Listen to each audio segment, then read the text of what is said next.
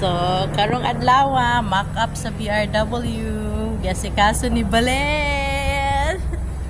Si Bijoy. Mo na ang mga kliyente. Nagsabot-sabot sila. Dili mi kasabot. Usahan pagsabot mo ni Balen. Nosebleed mi.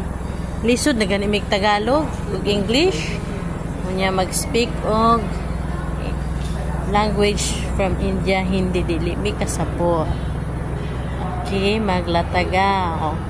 Dara ang ilang stand sa mock-up. Sa result ani. Bahala na si Batman.